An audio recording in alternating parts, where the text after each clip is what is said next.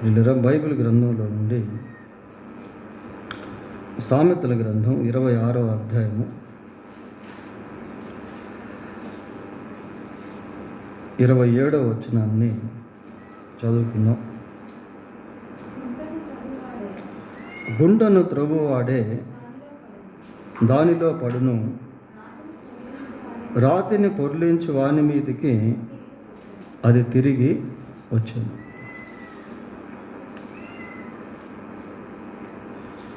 గుంటను త్రవ్వువాడే దానిలో పడును, రాతిని పొర్లించు వాని మీదికి అది తిరిగి వచ్చును. దీన్ని మనం కొంచెం ఆలోచన చేసి కొంచెం జాగ్రత్తగా ఆలోచన చేసి గమనిస్తే, ఒక వ్యక్తి గుంట త్రవ్వాడు అనుకోండి, ఆ వ్యక్తి దాంట్లో పడేదానికి అవకాశం ఉండదు. ఎందుకు అంటే ఆ గుంట ఎంత లోతుందో, ఎంత వెడల్పు ఉందో, ఎక్కడ దువ్వాడో ఆ వ్యక్తికి బాగా తెలుసు కాబట్టి అతను పడిపోయేదానికి అవకాశం అనేది ఉండదు. అలాగే రాతిని పొర్లించేటువంటి వ్యక్తి కూడా చాలా జాగ్రత్తగా దాన్ని పొర్లిస్తాడు కనుక అది అంత సామాన్యంగా అతని మీదకి వచ్చేదానికి అవకాశం అనేది లేదు. కానీ ఇక్కడ రివర్సల్గా మనం చూస్తూ ఉన్నాం. గుంటను త్రవ్వువాడే దానిలో పడును, రాతిని పొర్లించు వాని మీదకి అది తిరిగి వచ్చును. త్రవ్వేవాడు దాంట్లో పడతాడని తెలుసుంటే బహుశా త్రవ్వకుండా ఉండుంటాడు. తాను పొర్లించిన రాయి తన మీదకే వస్తుందని తెలిస్తే బహుశా పొర్లించకుండా ఉంటాడు. ఇదొక సామెత రూపంలో, రూపకలంకారంలో లేక ఉపమానాలంకారంలో ఉన్నట్టు మనం చూడవచ్చు. కొన్నిసార్లు మనం కూడా అప్పుడప్పుడు ఒక మాట మాట్లాడుతూ ఉంటాం, ఎవరు తవ్వుకున్న గుంటలో వాడే పడును అని. లోకంలో కొద్దిమంది ఏదో ఒక విధంగా కొద్దిమందికి కీడు చేయాలని తలంపు కలిగి ఉంటారు, నష్టపరచాలని తలంపు కలిగి ఉంటారు. కొన్నిసార్లు రివర్స్ అయిపోద్ది. ఎవరికైతే కీడు చేయాలనుకుంటారో ఆ కీడు వాళ్ళ మీదకి కూడా వచ్చేస్తుంది. ప్రియార, ఈ చాతుపడి శక్తులు చేసేటువంటి వాళ్ళు కొన్నిసార్లు అవి పనిచేయలేదు అనుకోండి, వాళ్ళ మీదకి రివర్స్ అయ్యే అవకాశాలు ఉంటాయి. బైబిల్లో మనం గమనించినప్పుడు అన్గాడ్లీ పీపుల్ అంటే భక్తిహీనులైనటువంటి వారు, భక్తులైనటువంటి వారి మీదకు కీడు చేయాలనే తలంపులు కలిగి చివరికి వాళ్ళే నష్టపోయినటువంటి వాళ్ళు బైబిల్లో మనకు కనిపిస్తారు. ఈ రాత్రి ముగ్గురు వ్యక్తులను గురించి మనం చూడబోతూ ఉన్నాం, లేక ముగ్గురు భక్తులను గురించి మనం చూడబోతూ ఉన్నాం. సామెతల గ్రంథం 28వ అధ్యాయము 10వ వచనం కూడా చదువుకుందాం. యథార్థవంతులను దుర్మార్గమందు వాడు తాను త్రవ్విన గోతిలో తానే పడును. యథార్థవంతులు మేలైన దానిని స్వతంత్రించుకొందురు. యథార్థవంతులను దుర్మార్గమందు చొప్పించువాడు తాను త్రవ్విన గోతిలో తానే పడును. కొన్ని ప్రాక్టికల్ వ్యూస్ బైబిల్లో మనం చూస్తాం ప్రియులారా, జరిగినటువంటి సంఘటనలు. వాటిలో ఒకటి దానియేలు గ్రంథంలో మనకు కనబడుతుంది. చూడండి, దానియేలు గ్రంథం 6వ అధ్యాయము, దానియేలు గ్రంథం 6వ అధ్యాయం 1వ వచనం చదువుకుందాం. తన రాజ్యం అంతటి పైన అధిపతులుగా ఉండుటకై 120 మంది అధిపతులను నియమించుటకు దర్యావేషునకు ఇష్టమాయను. వారిపైన 3 ప్రధానులుగా నియమించెను. ఆ 3 దానియేలు ముఖ్యుడు. చూడండి ప్రియ, ఇక్కడ బబులోను రాజు అయినటువంటి దర్యావేషు మరి తన రాజ్యం అంతటి పైన అధిపతులుగా ఉండుటకు 120 మందిని అధిపతులుగా నియమించాడు.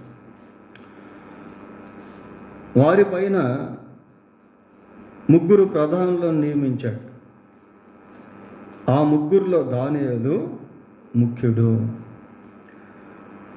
ఇప్పుడు దానియేలు క్రింద ఉన్నటువంటి వాళ్ళకి దానియేలు పైన ఒక విధమైన అసూయ వచ్చేసింది. బానిసగా తీసుకొని రాబడినటువంటి వ్యక్తి బబులోనులో దాసుల పైన అధికారిగా మారాడు అనే ఒక విధమైనటువంటి ఈర్ష్య, అసూయ ఆ ప్రధానులకు, అధిపతులకు కలిగింది. 7వ వచనం, 4వ వచనం చదవండి. అందుకు ఆ ప్రధానులను, అధిపతులను రాజ్య పాలన విషయములో దానియేలు మీద ఏదైనా ఒక నింద మోపవలనని ఉండి తగిన హేతువు కనిపెడతా ఉన్నారు. ఏదో ఒక నింద ఇతని మీద వేయాలి, మోపాలి అనే ఉద్దేశంతో కనిపెడతా ఉన్నారు ప్రియులారా. కానీ దానియేలు నమ్మకస్తుడై ఏ నేరమైనను ఏ తప్పైనను చేయువాడు కాడు గనుక దానియేలులో తప్పైనను లోపమైనను కనుగొనలేకపోయిరి. ఎన్నో ప్రయత్నాలు చేస్తున్నారు. ఎక్కడైనా దానియేలులో తప్పేమన్నా ఉంటుందేమో పట్టుకుందాము అని ప్రయత్నాలు చేస్తున్నారు. కానీ దానియేలులో ఎటువంటి తప్పైనా లోపమైనా వాళ్ళకి కనబడలేదు. So they got a master plan. అప్పుడు వాళ్ళంతా కలిసి ఒక ప్రణాళికను రచించారు. ఈ దానియేలు మరి రాజ్య విషయంలో చాలా పర్ఫెక్ట్గా ఉన్నాడు కాబట్టి ఏదో ఒక విధంగా ఇతన్ని రాజు ముందు దోషిగా చేయాలి అని ఒక ప్రణాళిక వేసుకొని ఆలోచిస్తూ ఉంటే దానియేలులో వాళ్ళకి భక్తి జీవితం కనబడింది, ప్రార్థనా జీవితం కనబడింది, యథార్థ జీవితం కనబడింది. కనుక దానిపైన వారు దెబ్బ కొట్టాలని ప్రయత్నం చేశారు.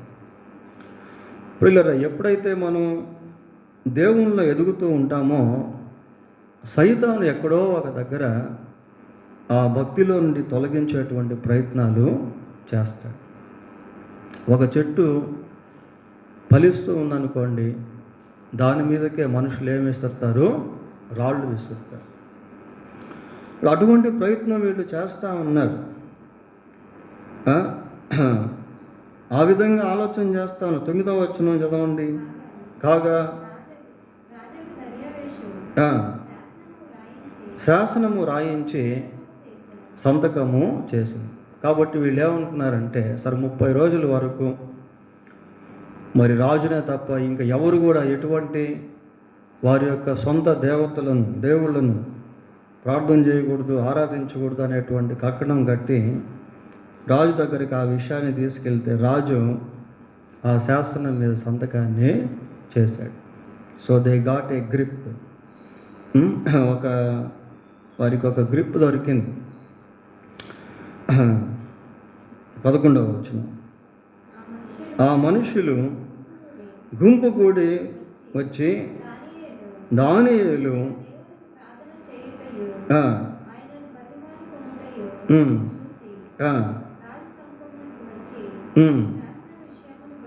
చాలు. వీళ్ళ శాసనం జారీ చేయబడినప్పటికీ దానియేలు మాత్రం దేవునితో తనకున్నటువంటి సన్నిహిత సంబంధాన్ని కోల్పోలేదు. దాన్ని జాగ్రత్తగా కాపాడుకుంటూ ఉన్నాడు. అధికారుల ఎదుట, రాజుల ఎదుట, మనుషుల ఎదుట ఈ భక్తి జీవితాన్ని కాపాడుకోవడం అనేది ఒక సవాలు ప్రియులారా. అదొక పెద్ద పోరాటం. కానీ దానియేలు ఎలాగున్నాడు అంటే, పరిస్థితి ప్రతికూలముగా ఉన్నప్పటికీ అనుకూలంగా ఉన్నప్పటికీ తన స్టాండర్డ్స్ మాత్రం ఒకటే విధంగా కాపాడుకుంటూ వస్తున్నాడు.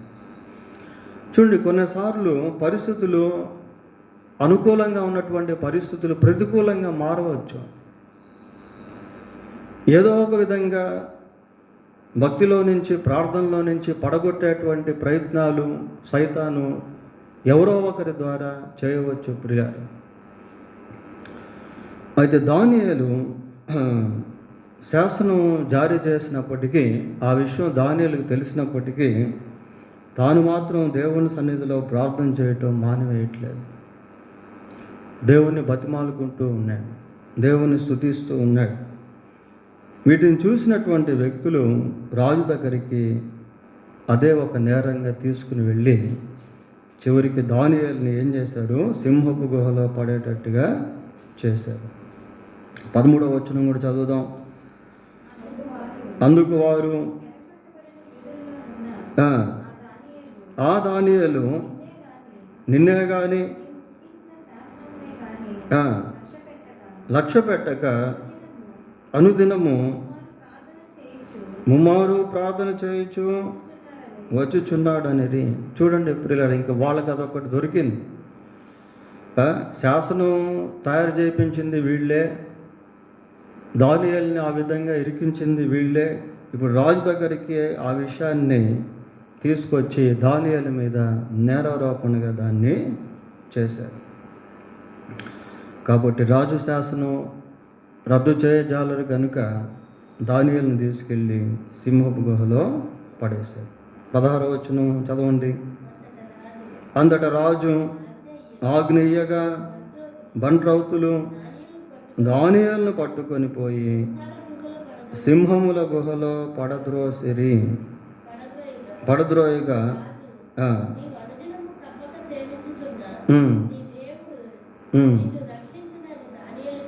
చాలు పడద్రోసేశారు పిల్లలు. చూడండి, వాళ్ళు ఏదైతే ఎక్స్పెక్ట్ చేశారో ఆ విధంగా రాజు చేత శాసనం రాయించారు. దానియేలుని అబ్జర్వ్ చేశారు, పరిశీలించారు. పిమ్మట దానియేలుని తీసుకెళ్ళి సింహపు గుహలో పడేసేటువంటి విధంగా వారు దాంట్లో సక్సెస్ అయిపోయారు. But God protected Daniel from the Lions in that cave. అయితే ఆ గుహలో దేవుడు దానియేలును కాపాడాడు పిల్లలు, కాపాడాడు. 22వ వచనం చూడండి. నేను నా దేవుని దృష్టికి నిర్దోషినిగా కనబడి తిని. చూడండి ప్రియులారు ఎట్లా మాట్లాడుతున్నాడు. ఒకవేళ రాజు దృష్టిలో దోషిగా, అక్కడ ఉన్నటువంటి వారి విషయంలో దోషిగా కనబడినప్పటికీ దేవుని దృష్టిలో ఎలాగున్నాడు? దానియేలు నిర్దోషిగా ఉన్నాడు. ఇది చాలా ఇంపార్టెంట్ ప్రియులారు. కొన్నిసార్లు మనం మంచి భక్తి జీవితాన్ని కట్టుకున్నప్పటికీ మనుషులు మన మీద నేరారోపణ చేసేటువంటి వారిగా ఉంటారు. కానీ దేవుని దృష్టిలో మనం నిర్దోషులుగా ఉన్నట్లయితే అదే మనకు బలము, అదే మనకు సహాయం చేస్తుంది. యోబు అంటాడు, నీ భక్తి నీకు ధైర్యము పుట్టింపదా, నీ యథార్థ ప్రవర్తన నీ నిరీక్షణకు ఆధారం కాదా అంటాడు. యథార్థ ప్రవర్తన నిరీక్షణకు ఆధారం కాదా అంటాడు. కాబట్టి దానియేలు దేవుని దృష్టిలో నిర్దోషిగా ఉండుట వలన దేవుడు తన దూతను దానియేలు వద్దకు పంపించి ఆ సింహపు నోళ్ల నుండి దానియేలును కాపాడాడు. ఎవరు తవ్వుకున్న గోతుల వాళ్ళే పడతారు ప్రియులారా. 24వ వచనం చూడండి. రాజు ఆజ్ఞ ఇయ్యగా దానియేలు మీద నిందమోపిన ఆ మనుషులను వారు తోడుకొని వచ్చి సింహముల గుహలో పడద్రోసిరి. దానియేలు మీద ఎవరైతే నేరం మోపారో వాళ్ళే ఇప్పుడు సింహపు గుహలోకి పడద్రోయబడుతున్నారు ప్రియులారా. వారు గుహ అడుగు భాగమున అడుగునకు రాక మునుపే సింహములు పాలైరి. సింహములు వారి ఎముకలను సహితము పగల కొరికి పొడి చేసెను. గుహల్లో పడకముందే సింహంలో అంత ఆకలితో ఉన్నాయి ప్రియులారా. వాళ్ళు అసలు కిందకు పడకముందే అవే పైకి లేచి వాళ్ళని పట్టి వాళ్ళని ఎముకలు సహితం పొడి చేశాయంట. చూడండి, దేవుని వాక్యం ఎంత స్పష్టంగా ఉన్నట్టు మనము చూస్తున్నాము ప్రియులారా. గుంటను త్రవ్వువాడే దానిలో పడును, రాతిని పొర్లించు వాని మీదకి అది తిరిగి వచ్చును. ఇంకొక సందర్భం ఎస్తేరు గ్రంథంలో మనకు కనబడుతుంది ప్రియులారా. చూడండి, ఎస్తేరు గ్రంథం 3వ అధ్యాయము 1వ వచనం చదువుకుందాం. ఈ సంగతులు అయిన తరువాత రాజైన అహష్వేరోషు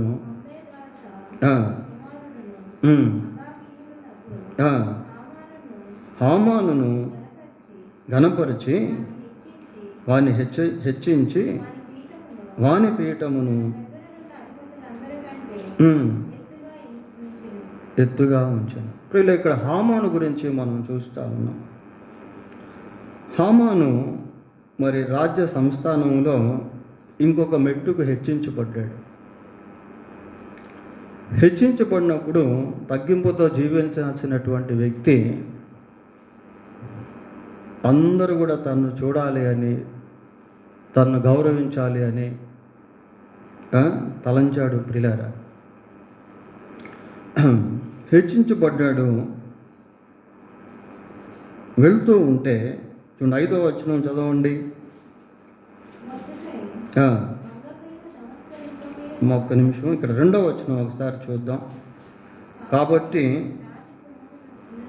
రాజు గుమ్మముననున్న రాజసేవకులందరూ రాజాజ్ఞానుసారముగా మోకాళ్ళుని హామానునకు నమస్కరించారు. మోకాళ్ళుని నమస్కరించారట ప్రియులారా. ఏదో నమస్కారం చేయడం అంటే 2 చేతులు జోడించి నమస్కరించడం కాదు, కానీ వాళ్ళు ఏ విధంగా నమస్కారం చేస్తున్నారు? మోకాళ్ళుని హామానుకు నమస్కారం చేస్తున్నారు. అంత గొప్ప స్థితిలో హామాను హెచ్చించబడ్డాడు. ఇప్పుడు చదవండి. మొర్దెకై వంగకయు నమస్కరింపకయు ఉండుట హామాను చూచినప్పుడు బహుగా కోపించి. ఇక్కడ మొర్దెకై ఉన్నాడు ప్రియుల. ఈ మొర్దెకై ఎవరు అంటే యూదుడు. యూదులు దేవునికి తప్ప ఇంకా ఎవరికి కానీ దేనికి కానీ నమస్కరింపరు. నమస్కరించడం అంటే జనరల్గా విష్ చేయడం వేరు, అదేదో దైవిక పరంగా నమస్కరించేటువంటిది వేరు ప్రియులారా. వాళ్ళు మోకాళ్ళుని నమస్కరిస్తూ ఉన్నారు. ఆ భంగిమ సహజంగా మరి విగ్రహాల ముందు చేసేటువంటిదిగా సాగిలపడడం, మోకరించడం ఇట్లాంటిది. మొర్దెకై మాత్రం అక్కడే ఉన్నాడు, కానీ హామానుకు వంగి నమస్కారం అనేది చేయటం లేదు. సో కాబట్టి హామానుకు మొర్దెకై మీద ఏమొచ్చిందట? బహు కోపం వచ్చిందట ప్రియులారా. బహు కోపం వచ్చింది. So he got a master plan to kill Mordecai. ఏదో ఒక విధంగా మొర్దెకైని చంపే ఒక ప్రణాళికను హామాను రచించాడు. చూడండి, 5వ అధ్యాయం 13వ వచనం ఒకసారి చదువుదాం. యూదుడైన మొర్దెకై అంటే హామాను తన ఇంటి వారితో ఈ విషయాలు పంచుకుంటా ఉన్నాడు. రాణైనటువంటి ఎస్తేరు నన్ను విందుకు రమ్మనింది, ఇలాంటి విషయాలు చెప్పుకుంటూ ఈ విషయాన్ని చెప్తున్నాడు. చదవండి.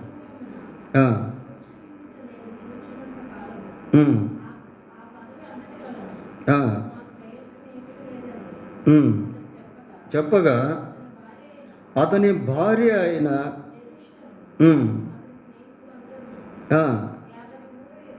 50 మూరల ఎత్తుగల ఒక ఉరికొయ్య చేయించుము, దాని మీద మొర్దెకై ఉరి తీయింపబడినట్లు రేపు నీవు రాజుతో మనం ఒక సలహా ఇచ్చారు ప్రియులారా. కాబట్టి ఈ హామాను ఏం చేశాడంటే దాన్ని తీసుకొని చూడండి కిందకు వచ్చేసరికి ఈ సంగతి హామానుకు యుక్తముగా కనబడినందున అతడు ఉరి కొయ్య ఒకటి సిద్ధము చేయించను. అంతా రెడీ చేసి పెట్టేశాడు. ఇక మొర్దెకై మీద ఒక నేరం మోపి ఏదో ఒక విధంగా మొర్దెకైని తీసుకొని వచ్చి అక్కడ ఉరి తీయాలి అని ఒక ప్రణాళిక రచించాడు ప్రియులారా. మొర్దెకై ఎలాంటి వాడు అంటే హీ వాజ్ గాడ్లీ మ్యాన్, దైవిక సంబంధమైనటువంటి వ్యక్తి, యూదుల యొక్క క్షేమాన్ని కోరినటువంటి వ్యక్తి, దేవుని ప్రజలు కాపాడబడాలి అని కోరినటువంటి వ్యక్తి. అయితే ఆ మొర్దెకైని చంపేటువంటి ప్రయత్నాన్ని హామాను చేస్తా ఉన్నాడు. చివరికి ఏమైంది అంటే చూడండి 7వ అధ్యాయం 9వ వచనం చదువుదాం. రాజు ముందర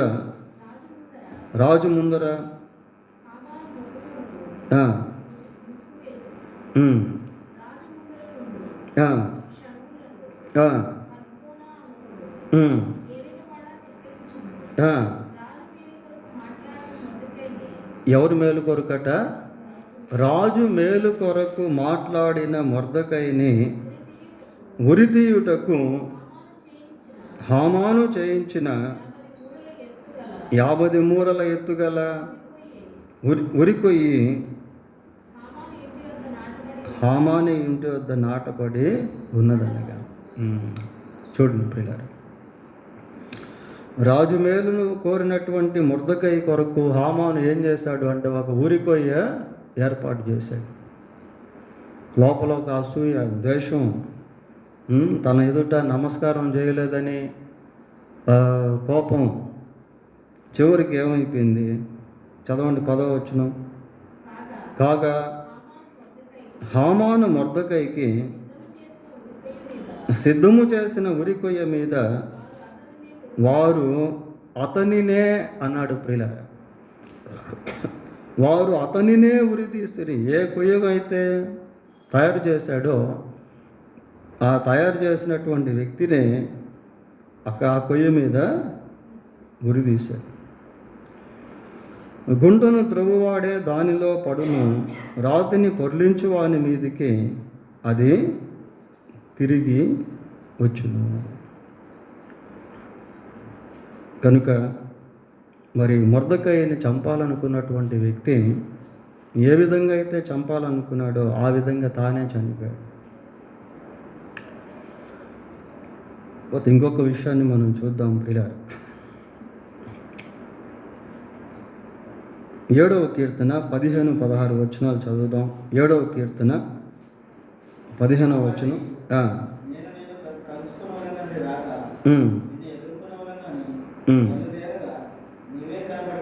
బ్రదర్ 7వ కీర్తన 15-16.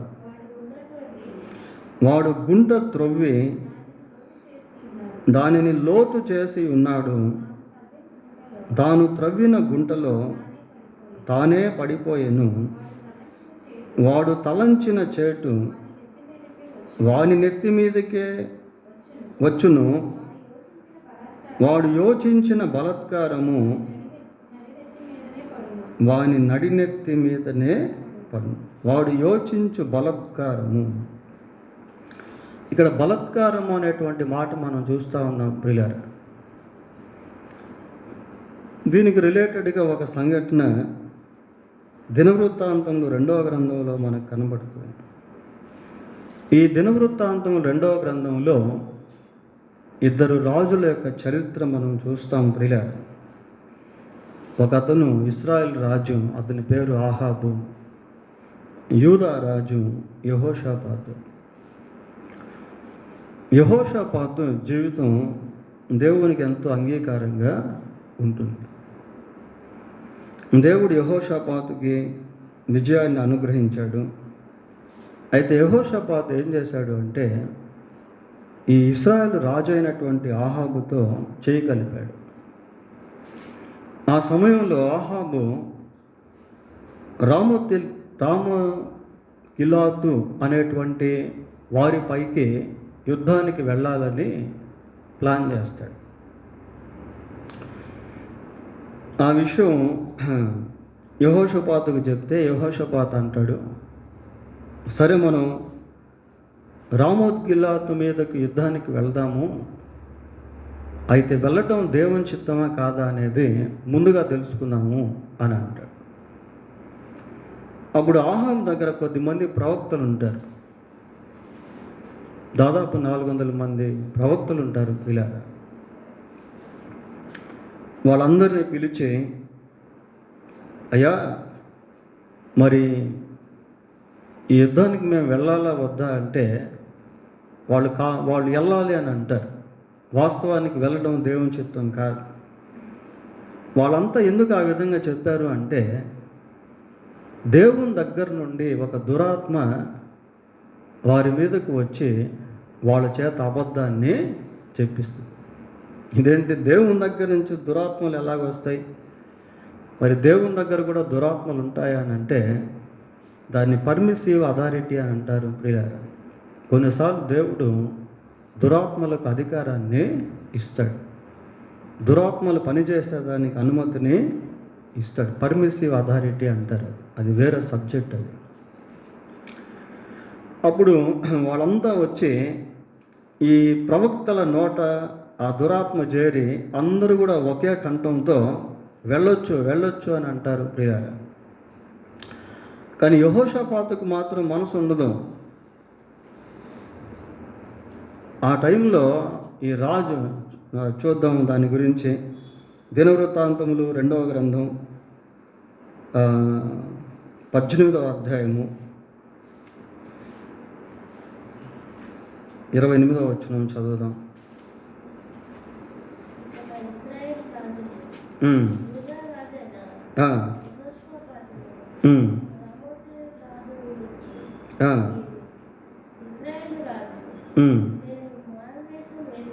నేను మారు వేషము వేసుకుని, చాలు. ఈ 18వ అధ్యాయాన్ని మనం చదివితే దీంట్లో నేను ఇందాక చెప్పిన హిస్టరీ అంతా కూడా మీకు కనబడుతుంది ప్రియార్. ఈ 18వ అధ్యాయం మనం చూసినప్పుడు దీంట్లో అనేక విషయాలు దాని గురించి మనకు కనబడతాయి. సరే, ఇంకా యుద్ధానికి వెళ్తారు. మధ్యలో ఒక ప్రవక్త వచ్చి చెప్పినప్పటికీ ఆ ప్రవక్తను కూడా లెక్క చేయకుండా, మికాయా అనేటువంటి ప్రవక్తను కూడా లెక్క చేయకుండా వీళ్ళు యుద్ధానికి వెళ్తారు. ఆ యుద్ధానికి వెళ్ళేటువంటి సమయంలో, అంటే బలత్కారంగా అన్నమాట, బలవంతంగా దేవుని చిత్తం లేకుండా ఆ యుద్ధానికి బయలుదేరుతారు. బయలుదేరినప్పుడు ఈ రాజు ఏం చేస్తాడంటే, ఎవరు, ఆహాబు రాజు మారువేషం వేసుకుంటాడు. మారువేషం వేసుకొని యెహోషాపాతు అంటాడు, అయ్యా నువ్వు మాత్రం రాజు వస్త్రాలు అలాగే ఉంచుకో అంటాడు. నేనైతే మారువేషం వేసుకుంటాను, నువ్వు మాత్రం రాజు వస్త్రాలు అలాగే ఉంచుకో అంటాడు. ఒక రకంగా ఉద్దేశం ఏమై ఉండొచ్చు అంటే ప్రియులారా, ఆ యుద్ధంలో ఆ రామోగిలాతు అనేటువంటి వారి యొక్క టార్గెట్ రాజు ప్రాణాలు. చూడండి ఆ వచనం ఇందాక మనం చదివాం కదా, 18:28 చదవండి ఒకసారి.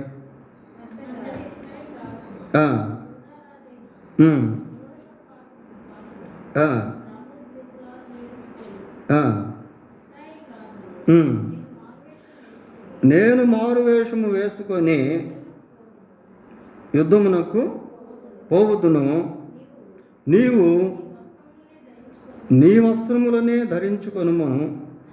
కొనుమని యెహోషాపాతుతో చెప్పి తాను మారువేషము వేసుకొనెను.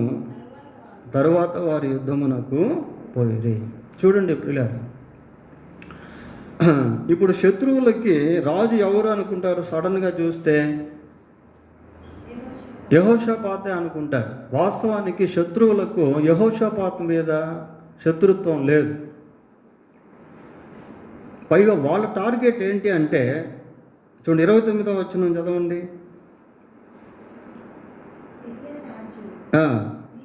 మీరు ఇశ్రాయేలు రాజుతోనే యుద్ధము చేయుడి, అదుములతోనైనను అదుకులతోనైనను చేయవద్దని తనతో కూడా నున్న తన రథాధిపతులకు ఆజ్ఞ ఇచ్చిండి. రాజుతోనే యుద్ధం చేయండి, మీరు ఇంకెవరితో వద్దు.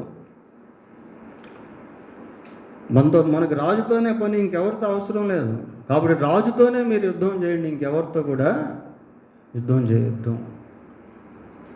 అప్పుడు వాళ్ళు ఏం చేశారంటే, ఆ సిరియా రాజు మాటను బట్టి యుద్ధ రంగంలో యెహోషాపాతు మీదకి వెళ్తారు. ఎందుకంటే యెహోషాపాతు రాజు వస్త్రాలు ధరించుకో అన్నాడు. ఆహాబ్ మాత్రం మారువేషంలో ఉన్నాడు. So they are unable to recognize who is the real king. కింద వచ్చును చదవండి. యెహోషాపాతు కనబడుటతోనే రథాధిపతులు అతడు ఇశ్రాయేలు రాజు అనుకొని యుద్ధము చేయుటకు అతన్ని చుట్టుకున్నారు. ప్రియులారా, వాళ్ళ యొక్క ఉద్దేశం ఆహాబు రాజు మీద యుద్ధం చేయాలి. కానీ రాజు వస్త్రాలు ఎవరికి ఉన్నాయంటే యెహోషాపాతు రాజుకి ఉన్న, ఆహాబుకు లేవు, మారువేషంలో ఉన్నాడు. కాబట్టి వీళ్ళంతా ఏం చేశారంటే యెహోషాపాతు చుట్టుకున్నారు, యెహోషాపాతు చుట్టూ ముట్టారు. ఆ టైంలో యెహోషాపాతు ఎలాంటి వాడు అంటే he was a man of prayer. యెహోషాపాతు మంచి ప్రార్థనా పరుడు. ప్రియులారా, మంచి ప్రార్థనా పరుడు. కాబట్టి వెంటనే అక్కడ ప్రార్థన చేశాడు. చదవండి, ఆ వచనాన్ని కంటిన్యూ చేద్దాం. యెహోషాపాతు మొరపెట్టినందున యెహోవా అతనికి సహాయము చేసెను. దేవుడు అతని యొద్ద నుండి వారు తొలగిపోవునట్లు చేసెను. చూడండి ప్రియులారా, చుట్టూ శత్రువులు చేరి ఉన్నారు, ముట్టడి వేస్తున్నారు. ఆ సమయంలో యెహోషువ ఏం చేస్తున్నాడు? ప్రార్థన చేస్తున్నాడు. యెహోవాకు మొరపెట్టినందున యెహోవా అతనికి సహాయము చేసెను. ఆ పరిస్థితి చూడండి అసలు ఎలాగుందో. వాళ్ళు వెంటనే అతని మీద బాణాలు వేస్తుంటే చనిపోయి ఉండేవాడు. చుట్టూ ముట్టేశారు ప్రియులారా. కానీ ప్రార్థన ఎప్పుడైతే చేశాడో on the spot immediately God protected him from enemies, not his enemies. వాస్తవానికి వాళ్ళు యెహోషాపాతుకు శత్రువులు కారు, అహాబుకు శత్రువులు ప్రియులారా. కానీ యెహోషాపాతు చుట్టుముట్టారు. దేవుని సన్నిధిలో ప్రార్థన చేసినప్పుడు దేవుడు యెహోషాపాతును కాపాడాడు. పోతే ఇంకొక రాజు ఎవరున్నారు అక్కడ? అహాబు రాజు ఉన్నాడు. మరి దేవుని సన్నిధిలో ప్రవక్త చెప్పినప్పటికీ వినకుండా బలాత్కారంతో బయలుదేరినటువంటి రాజు అయిన, అహంభావంతో అహంకారంతో బయలుదేరినటువంటి రాజు అయిన, మారువేషం వేసుకొని కపటంతో కూడినటువంటి రాజు అయిన. కింద వచనం చదవండి. అప్పుడు ఒకడు గురి చూడకయే తన వింటిని ఎక్కుపెట్టి ఇశ్రాయేలు రాజును అతని కవచపు బందుల సందున కొట్టగా అతడు, నాకు గాయము తగిలినది, నీ చెయ్యి త్రిప్పి దండులో నుండి నన్ను కొనిపోమని తన సారథితో అని. పిల్లలు, ఇక్కడ ఒక విషయం మనం చూస్తున్నాం ఏంటంటే, గురి చూడకుండానే బాణంతో కొట్టాడు. గురి చూడకుండానే. అన్ఎక్స్పెక్టెడ్ డెత్, అన్ఎక్స్పెక్టెడ్ ఈవెంట్ ప్రియులారా. అసలు ఆహాబు ఆ విధంగా ఊహించి ఉండడం. కానీ గురి చూడకుండానే అతని కవచపు బందుల సందుల్లో నుండి వెళ్ళి అది గుచ్చుకుంది. ఇంకా తర్వాత అక్కడి నుంచి తప్పించుకుని వెళ్ళిపోతాడు. చివరికి మధ్యలోనే చనిపోతాడు. చదవండి అది కూడా.